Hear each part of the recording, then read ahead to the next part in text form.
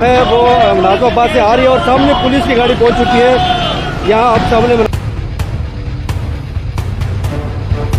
मानना पड़ेगा कि खान को भी सही मायनों में सही शेर मिला है। शेर अफजल मरवत की एंट्री होती है कराची में और वो तन तनहा निकल पड़ते हैं एयरपोर्ट से नर्सरी की तरफ। लेकिन इस दौरान जब पुलिस आती है तो पुलिस इस एक शेर को पकड़ने के लिए किस तरह वहां गीदड़ों की तरह एक्शन करती है आप इन मनाजिर में देख सकते हैं कि पुलिस ने एक ड्रामाई अंदाज अपनाया और एक फिल्मी अंदाज की तरह, एक गेम के अंदाज की तरह शेर अफजल मरवत को रोका। और वहां पर एक नहीं, 4 नहीं, 5 नहीं, 6 पुलिस मोबाइलों ने एक शेर अफजल मरवत की गाड़ी को रोका। किस तरह के ये मनाजिर थे और किस तरह का वहां मुकाबला किया गया पुलिस की बर्बरियत का, आपको पूरी वीडियो दिखाएंगे। लेकिन वही बात कि हमारा चैनल सब्सक्राइब कर लें। है वो नाजमाबाद से आ रही है और सामने पुलिस की गाड़ी पहुंच चुकी है। यहाँ आप सामने मनाजिर देख सकते हैं। ये देखे सामने पुलिस की गाड़ियाँ लग गई और रैली जो है यहाँ पहुंच चुकी है।